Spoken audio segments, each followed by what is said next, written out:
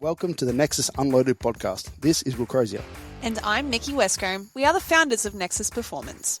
Joining us on this wild ride is our heavyweight coaching team, ready to unleash their expertise to solve any problems in your journey to getting strong and jacked. Through our real-world experience, we hope to break things down in a digestible, applicable, and entertaining way. So pump up the volume and let's get into this.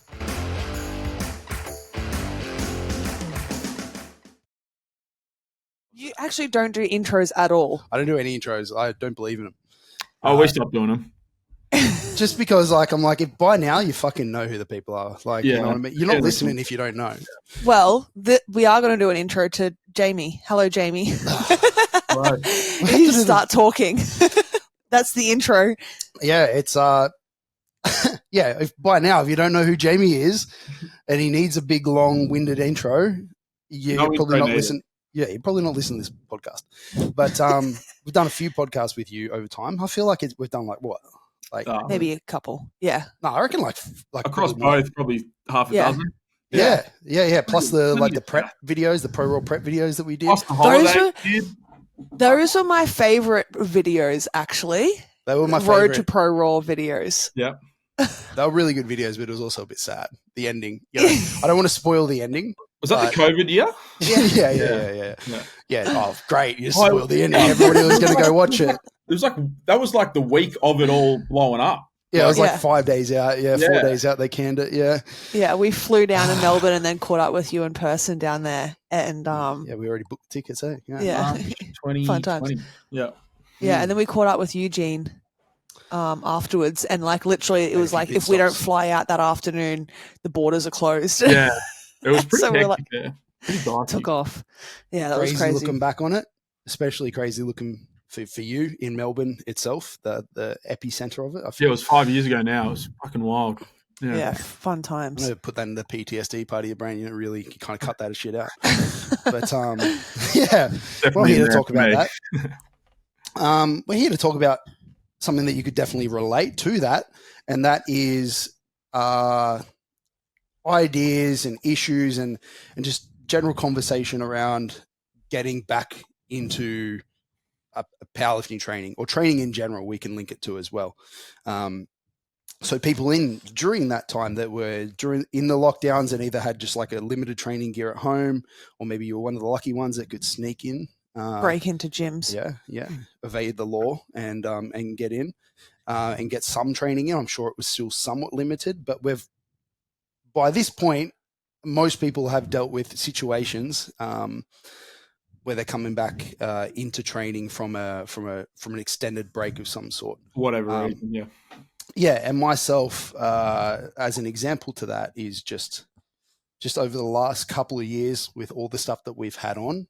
The opening of gyms and expansions of business and just life stuff, some injury stuff here and there, and just some wavering goals going down and just doing some different styles of training just to keep motivation and enjoyment in training a little bit higher and just mix it up. I've had time off. Ebbs and flows. I don't think I've had any consistent 100% I am not training at all. Yeah, you've always Maybe that is in my future. We can talk about that. No, I'll try not to, I promise. And then recently after all of that, I've come back to powerlifting training in some fashion. And at that point decided I need somebody that I can relate to, that understands my situation, the things that are coming up soon, the dad life, the dad lifting, the more expansions of business and all the things that we have going on. And you were the first person that popped in my mind, as well as working together, as we just said. So, in and the having past, that relationship, last prep, knowing a little bit of his injury history with shoulders and a lot of knees and something that we are due to talk to about more.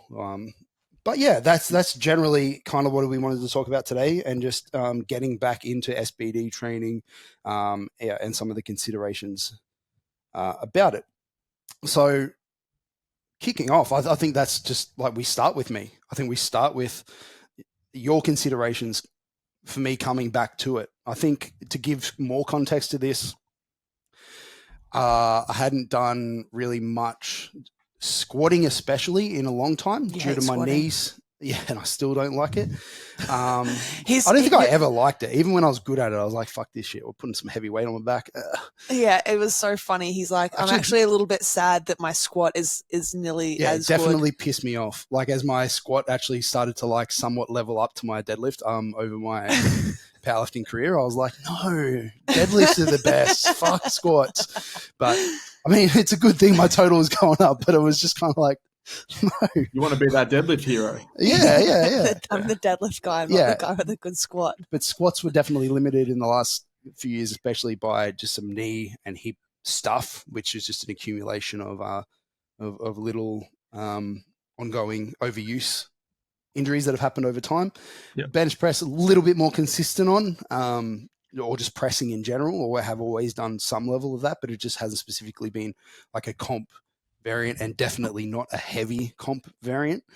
And then even deadlifts, even though I love them, I took a little bit of time off. You were doing like more RDLs, like heavier RDLs. Yeah, heavy RDLs, just experimenting with like different hinges and stuff just to keep somewhat of a pattern there. But I would even say my knee was somewhat limiting on that as well. Just like when wedging in, it doesn't seem like it isn't a lot of like knee flexion, but just the ability to load it and get my body to accept load through the knees in a deadlift was still there. Hesitation. To a degree, compared to squats. Yeah, not just hesitation, pain. Yeah. Like just that feedback of like my body's just like, nah, I'm not about that. And then either shifting away from it laterally or shifting away from it like back into the hips more, causing issues. And it's still something we're working on as well.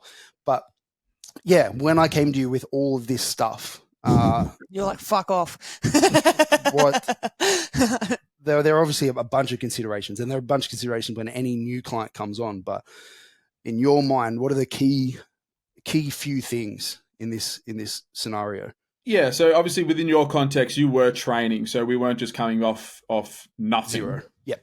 So whenever I'm changing somebody's goal or changing somebody's program towards more of these SBD powerlifting pursuits, I'm always going off what are you currently doing and what's currently working well for you, and trying to bleed in some of those ideas into at least the initial program. So it's not just like a complete overhaul of everything you're doing and then everything changes and then it's really difficult to find out what's working well, what might not be working well, and all of that. I much more subscribe to the ideas of coaching being this like progressive sort of chipping away at adjustments over time. I call it tinkering, not overhauling programs. So even though your goals obviously changed and shifted to wanting to lift bigger barbell loads again, it doesn't mean that we just completely overhaul and start fresh. It's like, well, what are you currently doing? What's your current volume? What's your current session lengths, days per week, and all of that, and using some of those ideas, some of those movements to build forward from, but then obviously bringing in some specifics for the SBD. But if we think about it as like let's use the squats, because the squats was something that you were kind of avoiding. I think you were doing leg press at that point when you transitioned in, maybe. I think that was the only leg thing. Leg press, hack squat. Pendulum, you never really. Pendulum and me don't get along massively, but yeah. I was always doing some sort of, I guess, squatting motion, at least from the lower half. Yeah, squat pattern. Yeah, but it wasn't with a barbell load. And you were hesitant to go straight back into back squatting because of the past history of back squatting, and especially low bar squatting tends to aggravate the knee and all of that. So a huge thing that I'm always thinking about is, especially when bringing back lifts or bringing back or changing sort of goals, is like identifying a variation that the lifter is confident with. Like that is a huge thing, because I'm a big proponent or pusher of this idea of like the subjective experience, your feelings and your beliefs and your sort of like expectations of specific movements. And if you've got history of one movement feeling better than another movement, that's probably where we start. And for us, it was the the SSB squat variations. Like we didn't want to go straight back to back squatting. We wanted to find something that you could manage your mass a little bit better with, and manage some of your positions and all of that. So we could find a squat pattern that was actually tolerable that we could build from. So that's like a huge thing that I'm always thinking about, is like identifying movements that the lifter is confident with, rather than going to something that we're like 50-50 on. And like, even though it's a little bit more specific, it's still like, we're going to have to play it a bit safe and really like, I'm a huge confidence, lifters' beliefs, lifters' sort of expectations of what worked well in the past, and like leaning into that as much as you can. And that links to output too, right? Like you need, I think we're very confident in saying now that like there needs to be some level of intensity, whether that's relative intensity or absolute intensity, like actual just load on the bar. But there needs to be, like, if you're just, if we brought back squats because they're more specific, for as an example or whatever, and then they just weren't loadable at all. Yeah. Like, and I wasn't confident doing them. It's a little harder. Whereas the SSB able to push at least still not able to push like as hard as I was able to before, but like able to push them somewhat harder and actually get some sort of training stimulus, like whether you want to talk about in hypertrophy or strength, but get something out of it rather than just patterning. The other thing as well is linking back to the mindset as you're walking into it. Like, if you knew that you had to walk in and do the low bar lift, you would be dreading it the entire time, and that there'd be a lot of hesitation around it. And then I think, whether or not you'd actually like, not that you're the sort of person to not do it, but like other people out there might just simply be like, fuck this, I'm not even gonna do it. Yeah. Because there's so much hesitation or fear around that. Whereas giving them something that they're a lot more confident with, they're more likely to apply it, they're more likely to do it, build more momentum, as is a big thing for us, build momentum to then move into the next progression of that lift. Yeah, you mentioned the specificity thing, and specificity is more or less a conversation around skill development and getting better at a specific thing.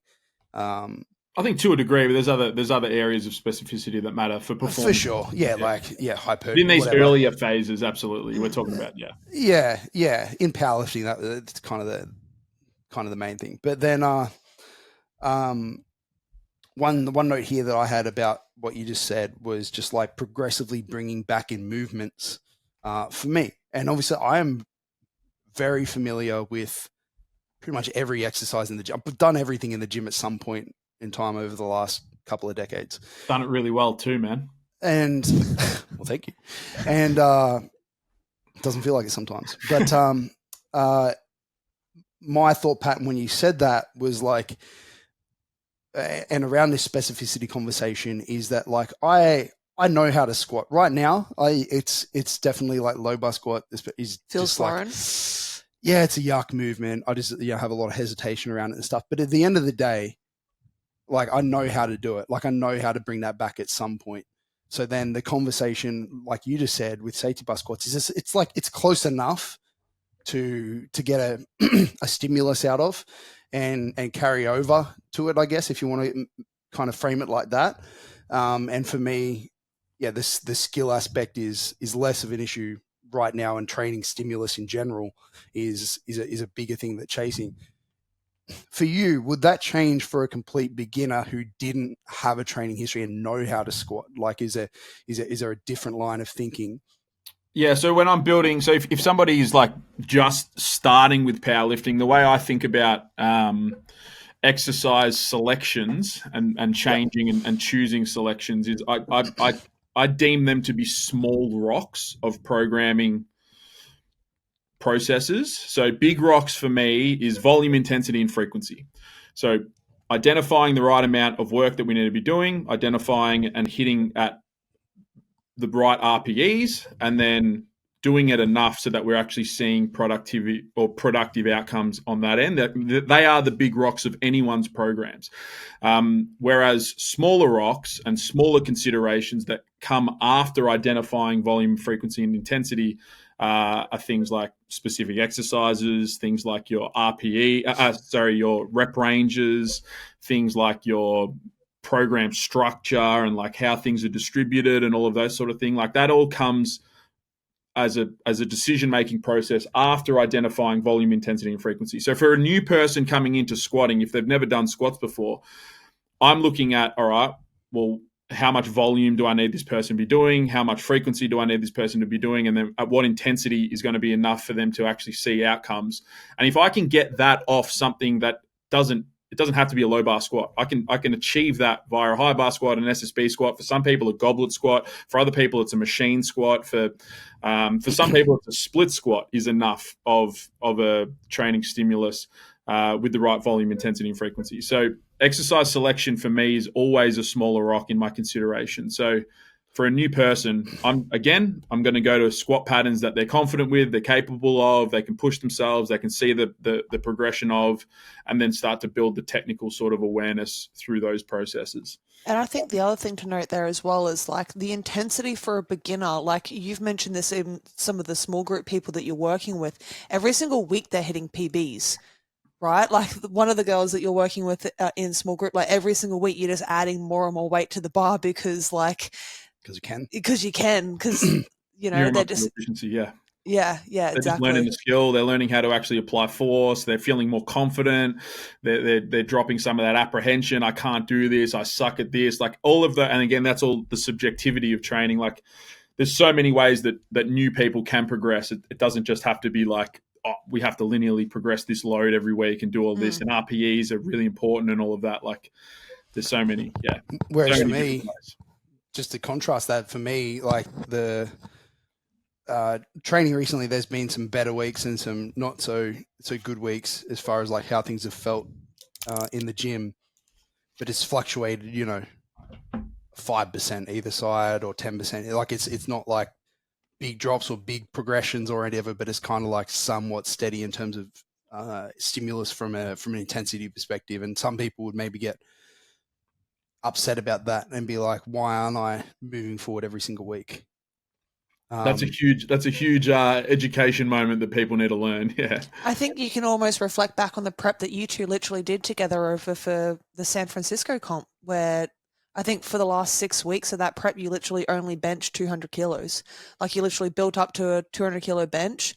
And then on the day, were all over the place. Yeah, because you were different equipment, different. Yeah, Mickey's talking beds. About, you mean, whilst over there. Yeah. Yeah. For the whole prep, you were just like every week, it was just like 200 kilos because you realized that intensity was enough. The skill acquisition was there. And then on the day, you hit literally, 220 or 225, something like that. 220, I think you got. 220 bench. Yes, 225. Attempted.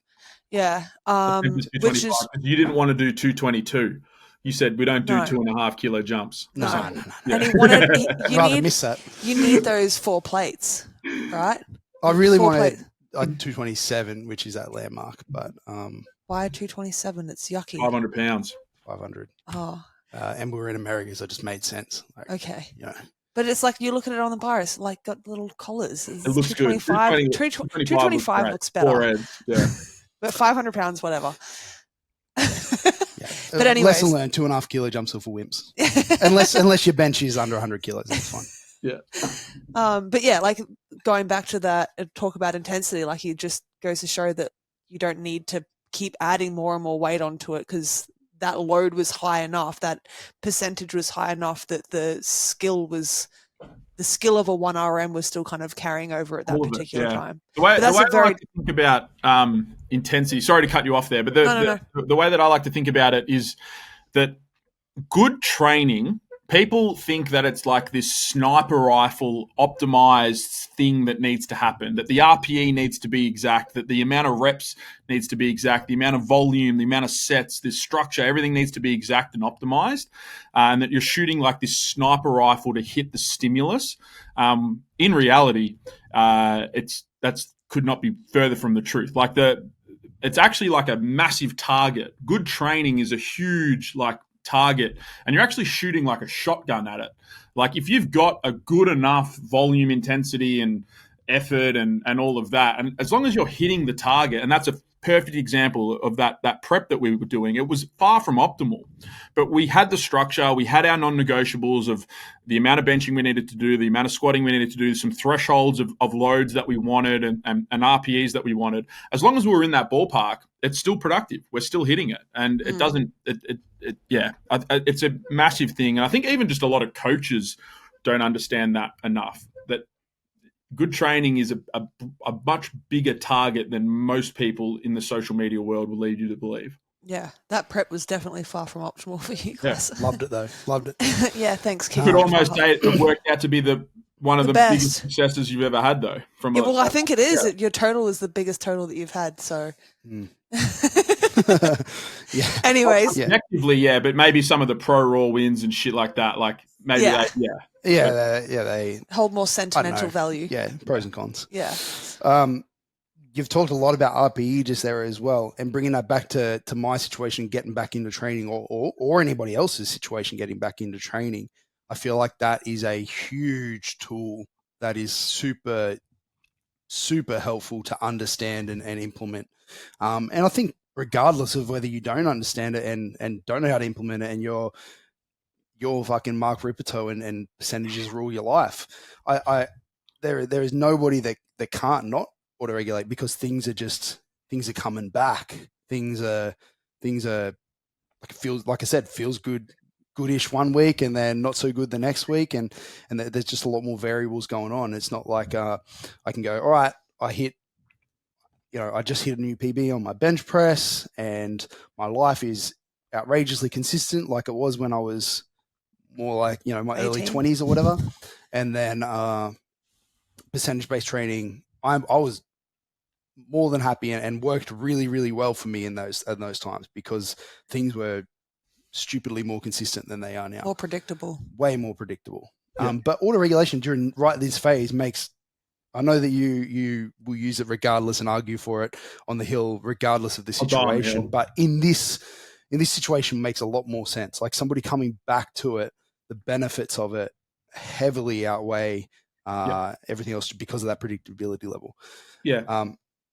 So I think in your context where you've come off like elite levels of strength a few years back, and then obviously gone through a couple of years of various exploration of training and life stress and all of that, and where training hasn't been the highest priority, business has been, life has been, family has been, and all of these sort of things. But if you were to come back in, and you wouldn't do this, but I know other lifters that would, if you were to come back in and hang your sort of progression and your intensity and your loads and everything off previous Will's fucking outcomes and outputs, you would have frizzled everything, every joint, you would have probably got He's down not on the yourself. same animal.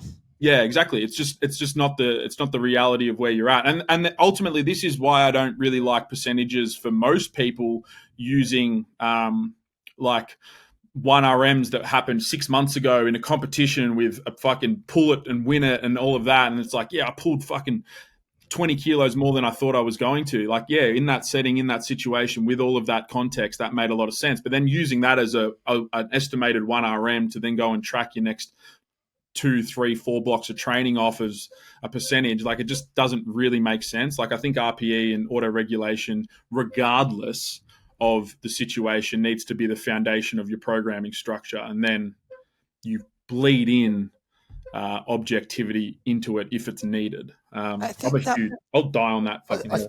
But even like with that. But even I know that so like if you weren't those lifters that you're talking about that maybe would go that extreme, maybe you take a slightly better approach and you do like the Chad Wesley Smith method, where you're going to use like 90%. A training max. Yeah. In his programs, he often laid it out as 95%. I feel like that's a decent rule if training is somewhat consistent. In this scenario, even that would be like infinitely too high for where I'm at. So maybe you would go, okay, like what is a reasonable max that I think I could hit at this point? Let's use that as a 1RM, and then let's percentage-based work off that. I feel like that is a much, much better approach to the aforementioned, just go for use your old maxes for sure. But still inherently, I still feel like you would be missing out on potential gains or potential losses, like the week to week. You can't predict how fast you're going to move forward, or how it could be way slower, it could be way faster, depending on many, many different factors. But what do you think about that? Absolutely, you have to be reactive in some capacity. And I think the overall, like the meta conversation around this is like, proactive planning, top-down planning, rigid rule sets, fixed percentages, fixed loads, fixed volume, fixed everything, which is top-down planning and top-down constraints on a situation or a context. And then the opposite is this bottom-up, reactive, sort of day-to-day progression, week-to-week progression, sort of see how we're going, let's make a decision in the session, fucking all of that. Like, you're ultimately just I think most people in most situations would favor this bottoms up feeding sort of influences into the system and into the decision making process rather than just going to top down rigidity and rule sets and all of that. Not to say that some people flourish with that regardless of their context. They flourish on seeing a number and motivating themselves and hitting it. And even though last week was tough, next week I've got to go up 5 kilos and fucking do it again. Like, some people really thrive and sometimes you do just need to try harder. Absolutely. And then this is the whole thing where my idea and my coaching philosophy, whether you're returning to training, whether you're looking for performance, whether you're just going through a phase of see how we go, whether you're coming off rehab, whatever it might be, the foundational decision-making process probably should be more of a reactive approach, but then you bleed in these top-down rigidity sort of based things as you need them. So as you enter a competition phase, it's time to now start thinking, all right, where do we want to be? And where does that probably mean that we have to be 6 weeks out? Or where do we want to be 3 weeks out? Where do we want to be at this point of the end of the block? Where do we want our fives to be? Like, that's where the rigidity starts to come in. But for sure. Yeah, that's actually, that reminds me a lot of how I do things with people. Like we might use, I don't know, like an RPE based system, whether it's top sets, ramping sets, whatever, but it's driven by an RPE or a prescribed difficulty sort of that we're going for. But every single week when I'm writing progressions or I'm writing, I'm trying to determine where a person's at, if they're on track, do we need to push a bit harder, blah, blah, blah, asking those sort of questions week to week. I am always calculating like the percentages as well. Like if say it's like a 5, it's a set of 5 at 8, and they've hit a number this week that equates to roughly like 80% of their previous max or to the max that we're going for. I'm probably going to go sweet. We're in the area, you know. Like I'm not going to go, oh man, that really should have been 81% because who gives a fuck. Yeah. But like I know that we are in the rough ballpark, give or take 5%, and then looking at the difficulty of the videos, going like, okay, like where does that put us roughly? But if they send me a set of 5 at 10 weeks out and it's only 60 or 65% of the number, which is our goal, it could be a harder conversation of going like, hey, maybe, pussy. Well, maybe you need to push harder. Maybe we need to be thinking about other things, and maybe bring in some external, some top-down structure. Yeah. Or maybe the goals are well and truly not the goals, like not now, maybe they'll be later. So it's not that my approach to Will, where I just call him a pussy and I just say you need to train harder. Train harder. Sometimes that works. Well, that's the argument actually when you said it that a lot of the percentage based sort of people would make is that like by having a number to aim for certain people, maybe not everybody, but like a lot of people push harder to make that happen. And a lot of in my experience though, and then this is where now we're not even talking about the initial conversation here, but like not at all. That's fine. Let's be real. The fitness industry is flooded with coaching programs, all using the same buzzwords: comprehensive, tailored, individualized, super confusing. What does that actually mean for you? At Nexus Performance, we cut through the shit. We take the time to actually understand your struggles, what drives you, what's holding you back, and then we coach you through it. With our online strength coaching, you're not getting a templated program. Your training program is built around you. You're also going to be getting one-on-one consult calls, Loom video feedback, direct messaging for coaching cues and questions, so you know exactly what to do and how to do it. If that sounds like the support that you've been looking for, let's make it happen. Visit our website today for weekly or monthly programming support. People often say like RPE based thing is not for beginners, and beginners need this linear progression, this structured progression, and all of this sort of stuff. And once you become more advanced and you're more aware of your sort of like day-to-day fluctuations in performance and output and all of this sort of stuff, that's when you bring RPE based stuff in. But I reckon that is complete bogus. And what we're actually discussing when we're thinking of whether or not somebody needs more top-down structure or somebody needs more bottom-up fluidity is a personality-driven decision. Yeah, so what you're saying is coaching. Yeah, certain people thrive on external motivation. They thrive on, you told me I can't do that, I'm going to fucking stick it to you and go and do that. And that's where you put those sort of people. If you, like a Stupas is a classic example. If I tell Stupas, or when I was coaching him, if I told Stupas to be like, hey man, at the end of this block, I want you to be doing 250 for a triple. And he's currently at 210 and he's like, fuck, I don't know if I can do that, but you've said it, I'm going to go and fucking do that. It's going to happen. Try. Yeah. That personality, that trait, that is the right motivation for them. But for somebody that has doubt, that has a lack of confidence, that has maybe a little bit more of like fluctuations in like their motivation, or like anxiety levels around performance, anxiety levels around certain weights and stuff, or even just their life, yeah, like that, the general life that we've got at the moment. Yeah. It's like having too much structure for Will would kind of mentally, he'd be like, oh, fuck, like I'm failing. You know what I mean? I'm not building momentum. I'm not ticking these boxes. And so now I'm like, the whole identity crisis starts to come in around like, I'm not getting the outcomes that I'm chasing. And so fuck this, what's the point? And then you spiral into a negative downhole loop. Yeah. And performance drops because motivation drops, then your outcomes are worse, and then you feel worse about it, and then it drops again, and it feeds this sort of like never-ending cycle of and that's where, and another one of my sort of like things around coaching is that it's a subjective process. Objective things are happening, but it's a subjective process that is telling you what and when to make changes. It's thoughts, feelings, beliefs, expectations, emotions, all of those sort of things are what I hold to be more important for making decisions of programming, rather than just, this is working, let's just keep doing it. And that's the same with RPE. It's the same with top down and percentages. It's the same with everything. It's always this subjective wrapping of the process, I think, is way more important. And that's why my bias is always going to be RPE as the foundation, auto-regulation as the foundation, and that, because it takes into account that subjectivity significantly better. Yeah. And knowing, like you said, that there's times where sometimes you just need to call him out. Like, just tell him he's just being a bit of a princess. That's what I do. That's anyways. Everybody. That's what I do to you. That's a coaching thing in general. But knowing how and when you can say that sort of stuff to people is also obviously important. Yeah, right, maybe.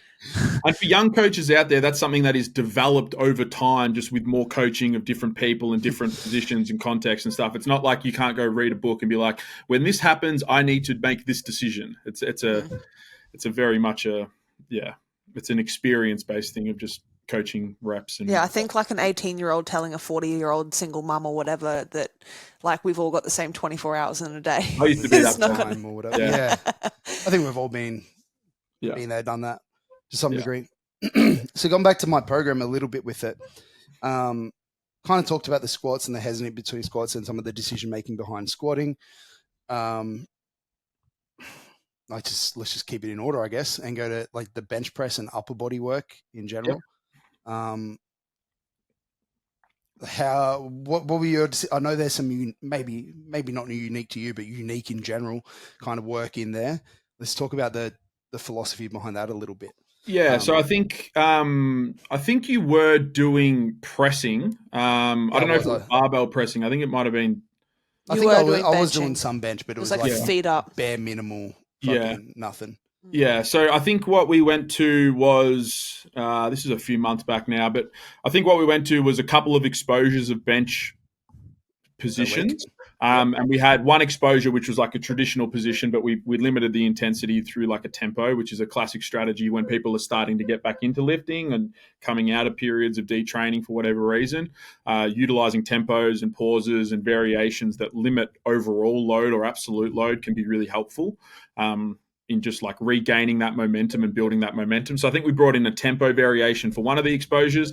And then the secondary exposure, I think, was like a hook line variation, which you were a little not hesitant with initially, but I was like, I want this to be like a really active hamstring, tuck your pelvis, rib cage stays down, focus on the reach, and promote all of those positions that I'm a big advocate for most people, especially powerlifters. But you were a little hesitant. You're like, oh, this isn't something that I think I can push or that I can really drive intensity up. And I was like, just give it a few weeks, let your system sort of learn the position, learn the skill of the execution of it. Yeah, I wasn't too sure. We're still using it. We're still fucking pushing it. Still, no, like obviously to know the theory behind it, and the understanding of that. So that helps a little bit with understanding what you want from it. But yeah, I think most people would look at it and go like, "What the fuck? Like, what are we doing?" Yeah, so limiting in terms of, and just not specific. If we want to go from a specificity point of view, you're going from a heavily extended shoulders back and down, just all round position. Very extended as well in his case. All that, and then versus this, which is somewhat active protraction to a degree. Definitely. For hook lying, absolutely. Yeah, and then a lot more just range of motion, a lot more general, like just shoulders getting a lot more, elbows getting a lot more further past the body, exposing to a little bit different range. Some people would, somebody less experienced maybe, or just not in the know, maybe would say that is for range of motion or that is for hypertrophy. Yep. I guess in a sense, if you want to link it to that, but like, what were your goals behind that decision? So we wanted to get to 2 primary bench press exposures. Yep. So like a 2 times frequency for bench press. That was like one of the goals that we had but we were hesitant with the shoulder, which has been an ongoing thing for years, and it's kind of flared back up recently a little bit. But we knew that going to twice a week of this extended posture just wasn't going to be helpful. Yep. And it was probably going to be more provocative for a number of different things, especially as you've had time off the barbell lift. So bringing something in that allows a greater amount of range of motion, allows for better sort of tension distribution across the shoulders, across the upper body. It's not like focal load on the pecs. It's not like focal load on the elbows and all of that. It's very much like a shared, and anyone that's done hook lying would have experienced that. Your serratus fucking kicks in heaps. Like your upper back feels completely different. Your abs take a lot of tension and a lot of loading. Your arms go through more range of motion. Your elbows are going through more range of motion. Like it just means that we're just sharing tension across the system as much as possible, even though we're still using a bench press, even though we're still starting to build the capacity to develop that secondary exposure to something that's more specific for when the time comes. It's a classic sort of programming thing that I always use, hook lying and feet up variations for all of those reasons. And majority of people feel just better with them. Shoulders feel better, they feel less banged up, they feel less tight, their upper back moves better, which then allows us to do some different things with their programming. And it's just a really good thing for most people to use. And it's something I'm always going back to. I remember some of the feedback I gave you maybe a few weeks in, and still now, is that I feel like I can just handle a bit more work, because I think I was limited to I was just kept kind of playing with variations, like just more volume, less intensity, less volume, more intensity, like just trying to find that Goldilocks zone of how much, where can I just do a decent amount of work on bench prior to it, because I kept having just some shoulder flare-ups. And they're still there, definitely. But that was one of the big outcomes with that, was okay, I feel like I can actually get in a bit more work over the week now and not have such a constantly just inflamed shoulder. And then when I go, and then if we do at some point decide, okay, let's bring it back in some barbell squats, I know from experience that it just wasn't going to work. If my shoulder's constantly inflamed, if I'm doing bench twice a week, 3 days between them, I can kind of deal with that. But then all of a sudden you throw heavy squats in there, throw a low bar in there somewhere. Yeah, you throw that in there. You throw other sort of stuff in there that are more typical of a powerlifting prep and a powerlifting program in general. And I just know this shit ain't going to work. And then I'm going to end up being that guy who just does one set of each a week. Yeah. And I'm sure I can still be competitive at that sort of volume and that sort of, but it just, I wouldn't enjoy it, and I wouldn't be making much progress forward, at least from that. I think so. That long term vision, I guess, was the play there. But yeah, it opens up doors that we can actually start to fuck around with. Because when we bring low bars in, it might be that, all right, we can only really have one bench variation, and maybe the hook lying thing has to fuck off because we need the specificity of your heavy bench press, and we distribute it across the week in a way that it doesn't impact your squatting, and hopefully your squatting doesn't impact the bench press. But right now, with no low bars in there, the SSB focus and the confidence and building and momentum of that, it allows us to at least start to develop these two exposures of bench press, which in a perfect world, that's probably where we'd want you coming. Well, we know historically, data-wise, it's going back to that America prep again. Might have been that prep, might have been one of the other preps that we did, but like I'm fairly certain it was. I remember benching 3 times a week in the early lead-ups to that comp prep. Not in the end, but in the early, because I remember doing 2 upper body days that both had some bench exposure in them. And then I remember doing a very small amount of bench after deadlifts, I think it was. And I remember, nobody else at the gym was doing like that. And then they were all like, are you fucking serious? You did these heavy ass deadlifts and then you're going to go and do that? So I do remember that clearly. And I remember it obviously worked really well. So like, it's not to say that we have to get back to that exactly, but historically, there is definitely some data there to show that it has worked. I have more than one time frequency. Yeah, I have a strong feeling that it was in that pro roll prep after the record breakers comp that you guys did. Yeah. Because you were a big chopper bub then too. I'm not now. Well, you're 123 kilos then, mate. So hey, I'm working back there. I'm working back. Please don't. Sitting next to you on the flight was 126. It was over 120. It was. They were feeding you as well. You'd be like, "Can I get an extra fucking meal?" And they'll bring another meal. That was still the same when we went over to San Fran recently. We flew Air New Zealand, and I was like, "Hey, if you got a couple more of those meals, can you bring them back over?" And the flight attendant was just like looking at us like, "Yeah, okay, I got you, man, I got you." So he's like, because they're only tiny little trays, like they hardly satisfy me. So like for him, he's just looking at it like, "What the fuck?" Like, and it was just the still managed to lose 6 kilos over there that time though. Yeah, for your American trip. Yeah. So I couldn't even maintain it. That was a struggle. I don't think we were. Yeah, that was never going to happen. Never going to happen. That's all right. But we did pretty well. Deadlifts. So then I may as well talk about deadlifts. Mm-hmm. Now, as a general rule, I've mentioned on here a bunch of times that deadlifts, in my opinion anyway, just need less variation.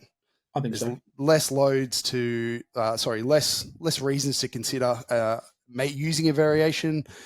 Like you said, load distribution through the body with bench press makes a lot more sense when you've got pecs, shoulders, triceps as your prime movers, and then a bunch of other like ancillary muscles in there as well, just to spread that load. There's a lot more like technicality to it in a way. And then squatting, there's like center of mass management that you talked about. So there's a lot more consideration and usefulness in using things like front squats, safety bar squats, whatever, to just enhance the ability and drive up output, I feel. Whereas on deadlifts, most of the variations I use are typically to take away a little bit at the top to allow people to have some technical execution or better feel things. Just to get in the right positions and stuff. But that once they've got that down, like I'm typically a very low variation deadlift variation guy. And with my program coming back, we just went straight back into deadlifts. I think we had 3 sets. I think that's all we did. Yeah. I think we just ramped the RPE. I think it was a 6, 7, 8.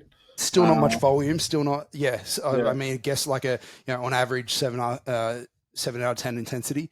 Yeah. So still up there. But yeah, definitely compared to the other lifts, higher intensity, higher load in general. Volume similar, but and less variation. Did you have any? What's the recent loads that you've done on that? Like if you were to compare high 200s. I'm trying to. It's been a struggle. It just doesn't want to fucking get there. It's really annoying. But It just doesn't want to get back to. I really want to hit 300 for some Yeah, good reps but then again, like but if it's you tough. do that comparatively to your squat as well, where was your squat like 220s, 230s sort of thing you were hitting on the SSB? More like 200. 200 is over. Yeah. Yeah. So like just to put into perspective, just the overall load with those Yeah, two the load is differences. the absolute load is significantly higher. Yeah. Yeah. Yeah. But was there any decision making in not having a variation for you?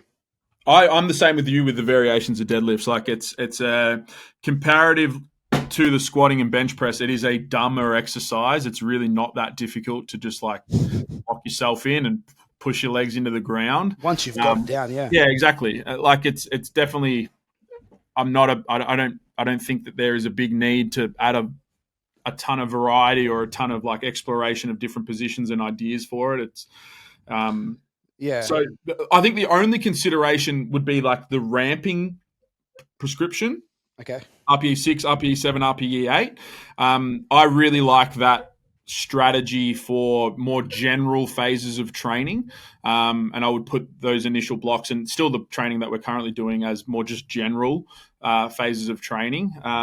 Because again, I'm a big proponent of this sort of like reactive, day-to-day, bottom-up sort of influence of a majority of decision making and using a ramping set. So the first set is the easiest, the second set's harder, and the third set's the hardest or the highest. You can actually like be more accurate with your decision making through those processes. So I think that would probably be the only consideration there. And then at some point, there will come a time where we want to make the first set the heaviest and hardest, and that would look like a top set prescription. And I think that's when you will start to see your loads take big spikes, and all of a sudden your 300 is just happening week to week, and then it's 320, 330, or whatever it gets to.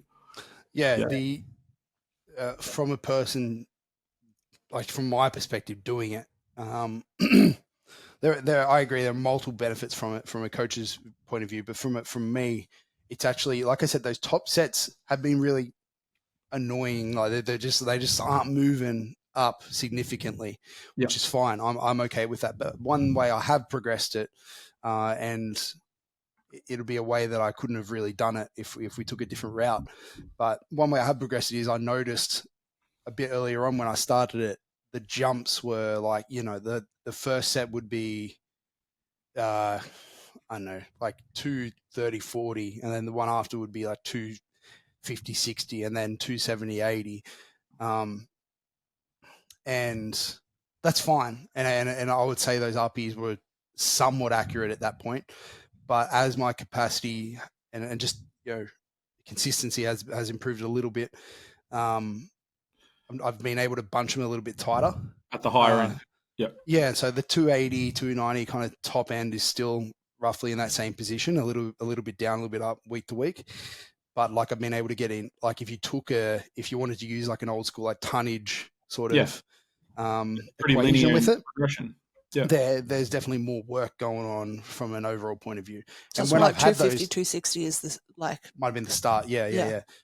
And it's just allowed me to go like, all right, the top end isn't moving as much, but like it's still an avenue where I can just like get a little bit more work in. But we're also in a phase where the top end kind of doesn't really matter that much. Yeah, exactly. Yeah, but like easy to say that, but then as a lifter, you're like, motherfucker, move. And then here's the personality, and then this becomes the conversation of when to make a change is when a lifter starts thinking, actually, you know what? I really want to see these fucking numbers start to go. No worries. Let's go to a top set. Let's make the top set a little bit lower on the rep range. Give yourself the best opportunity to express a high load at the start of the session without fatigue. Watch the number jump. Then they start feeling better. Their motivation increases. They start chasing loads. And then all of a sudden, and that's a perfect example of where this like subjectivity of the coaching process, I think, needs to be the foundation of the decision making. It shouldn't be an objective like your loads have stalled. Let's change it. But because you could take that approach if you're seeing that top end 8 never changing, and you're like, fuck, something's not working. But underneath that, the 6s and the 7s are really chipping along. You're feeling as the lifter being like, man, I'm way more consistent. I can feel this momentum building, even though that top number, like the subjectivity still rules supreme in when to make the decision. It's like something I'm always coming back to. Yeah. I think the other thing as well is that Will, with the experience that he has and self-awareness that he has, can see those small progressions. Yep. Other people with less experience or less understanding may not actually be able to see that those bottom end progressions are still happening movement. and enough. Yeah. Yeah. So they may be too quick or rash to make that change. Yep. So that's just another thing to point out there as well. Yep. Like, though the top end, it's not that you're not getting anywhere out of it. And I think a lot of coaches sometimes out there might just be like, fuck, the top end's not moving. Oh God. All right. And Make snap a change, decision. Make a change. Yeah. Overhaul, change everything. Yeah. Yeah. That happens in nutrition as well. But the moving forward considerations and just obviously the next chapter of life. Yeah. We're roughly 5 weeks out from the show. Yeah. The show being Mickey. Peaking. I'm in my peaking phase now. Bringing volume down, intensity up. Intensity is high. Yep. Yeah, and to the birth of our child. Yes. Being the show day. And comp day. Yeah, comp day effort for sure there, 10 RP. And obviously that's going to bring some changes, some life changes. In addition to that as well, though, in addition to that, we also have our Melbourne gym opening. Huge business in June, or around that timeline. More stresses generally. Yeah, so ultimate. Now, never rains for cause. Yeah. We haven't had this discussion too much yet, due to very soon, I'm sure. But just if it wasn't just me, but a person in this situation, are there considerations for you to go like, okay, how are we? What are we doing with training? Like, what changes are coming? Yeah, so I think you just go back to first principles of the training process of like it's no longer the highest priority for at least a little period, and that's okay. So then we identify the things that we prioritize and want to get done and want to maintain and prioritize those within. Maybe it's 3 days rather than 4 days of training, and then we might have like an additional fourth day if you can get it in. It might be some easier movements, some machine-based stuff or whatever that's less taxing. But if you've got an extra 45 minutes, like, fuck, I really want to hit a session, you've got some ideas and stuff there that's still productive, but it's not just like throwing shit against the wall.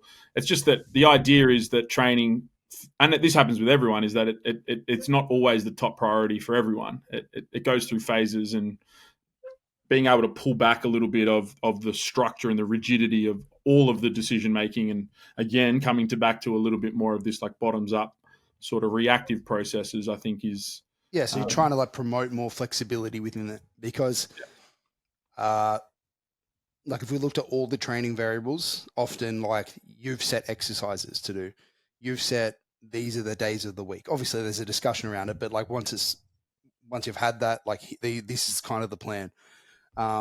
This is how many sets we're doing and roughly the intensity we're doing, and the auto regulation comes in the form of intensity through RP, which is more than enough auto regulation for most people, I would say. 99% of situations, yep. But in this situation, you're kind of giving more flexibility, more auto regulation to too much. Just going like, yeah, look, I think just doing whatever the fuck you want is a great plan. And I think that's an example of like auto-regulating everything is probably not a good idea. There still has to be a semi-plan in place. But like you said, having maybe an optional day, that's auto-regulation. Yep. Because it might happen, it might not. Just like you're auto-regulating based on life and how you feel, I guess, to some degree. Yeah.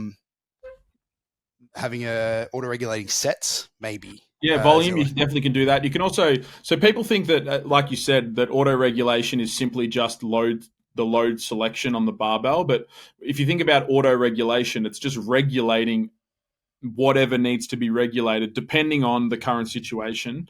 And in most cases, it's like a day-to-day level. But you can auto-regulate a number of things. So we might get to a point where it's, the biggest priority is getting one squat exposure, one deadlift exposure, and one bench press exposure. And we put them on 2 days.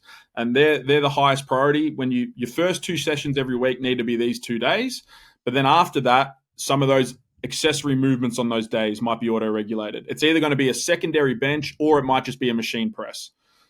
And then there's maybe some subtle changes to the volume and intensity of that. Or maybe it might be that across the week, we just want to make sure we get an additional 4 sets of a squat pattern in there, whether it's a hack squat, a leg press, another squat exposure, or whatever. It doesn't really matter. But after the primary squat, throughout the week, we just want to make sure we get 4 more squat sets in there somewhere and have it as like that. You can auto-regulate it however you want, but there probably should still be some constraints so that we're actually doing something that's productive and we're not just rocking up and gym broing it out a little bit.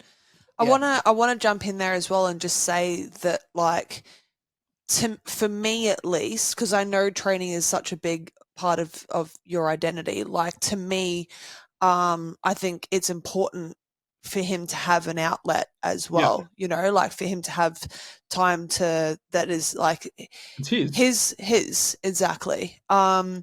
But another person that, like, I mean, obviously, I hope that it doesn't have to change too largely for you, because someone that jumps to mind recently is your client Dale, who was in the middle of a comp prep, and his partner had a child. You know, like you weren't able to give him that much, like, regulation and freedom because he literally was 6 weeks out from comp or something like that. Like, I mean, thankfully he wasn't his first and had dealt with it somewhat and knew the stresses and how it would affect his life a little bit more.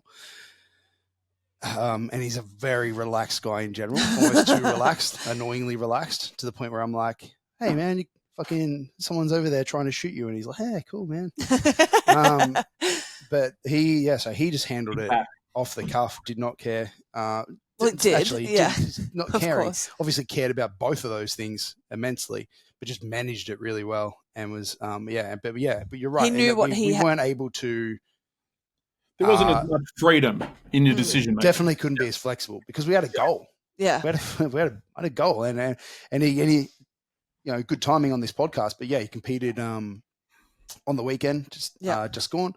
And went really well. Yeah, add 20 kilos to his bench. To his PB total as well. Sorry, but a lot to his bench. Yes. Had to still manage to hit the goals, and whilst handling that life stress as well. Yeah, I guess the differences between you guys is, like you said, like, this isn't his first child. You don't know what to expect at all. And so there are obviously going to be differences between those two.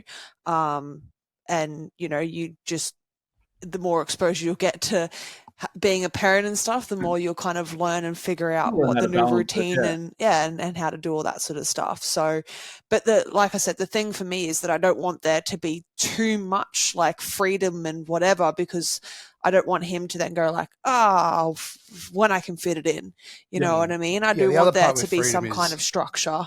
Sometimes it's just like, if you say you don't have to do this session, then when you get to it and it's like, fuck, I'm not going to do this session. Yeah, I don't have to do it. What's the point? I'll just rock up and. But I do like the idea of having like, these are our non-negotiables, and then these are our if it happens. Yeah. If it happens, yeah. And it might be 3 sessions that are non-negotiable. It might be 2 primary days and 1 tertiary day that's maybe a shorter session. But however, we won't really know until we get into it. But I would hazard a guess to say that there will be some adjustments that are needed. Yeah, I feel like you just need to understand yourself and just really think about your training history and what's worked for you, what level of rigidity has worked for you, and just know that, if I overstep this line of flexibility within the week, it just goes to complete crap. And this is, again, similar with nutrition. If you just tell people like, hey, eat what you want, you'll be fine with it. Good things, like they just will go completely astray and end up putting on 10 kilos. Whereas, you're essentially picking the right level of restriction for them. The auto regulation that I give my people, I call it like discretionary calories. And I did it for Will when he was doing a weight cut for, I think it was Pro Raw, the last Pro Raw that you did, where you had to lose a little bit of weight for it, but because of your diabetic side of things, we had to have an allotment of calories there to kind of play around with based on if needed. if needed. Exactly. And so I do that with a lot of my guys when it's like around their training and stuff like that. I'm like, yeah, you've got an allotment of 200 calories that you can use at your discretion if and when you feel like you need it before training or whatever, just to help top up those sessions. So like that's just an example of auto regulation that I do with nutrition. So and it gives them freedom and also control. So yeah. Yeah, and some people like need that. Yeah. They need some flexibility. Yeah. Well, I think that's a good place to wrap it up. I feel like we've covered most of, just general considerations when somebody is building back to SBD or just building back to training in general. And I'm sure there's some good lessons in there that people can apply to make their plan more doable and more achievable overall, as opposed to just following a really strict structure and just smashing themselves. Plus, you're starting strength programs and that sort of a thing as well. Obviously, they all have little places. So they're beginner programs. They're not coming back to programs. They're beginner. No, it's different. Like you're talking a person that's never done powerlifting coming back to it, and those programs are fine for that situation, because essentially anybody that's hasn't done squat, bench, deadlift, if they do any squat, bench, and deadlift, it's going to work. So it's like, I don't know. I feel like we could sit here and pick apart those programs and stuff, but it's not worth. They're fine. They're powerlifting programs. Yeah. And but like for me, it doesn't really make any sense because I'm not a beginner. No. I'm coming back to it and have beginner elements, I guess you could say, but certainly not a beginner in that I know what I'm doing and I can have higher intensities and handle things and auto regulate things and all that stuff. Yeah, definitely. Cool. Any final points from you, sir? No, I think that was a good sort of exploration of all the ideas. Love it. All right. Yeah. Well, thank you very much for jumping on with us today. Thank you for having me on. And we'll have more episodes. We've got a couple more episodes in the season list to come. So for the listeners out there, thank you, and we'll see you on the next one.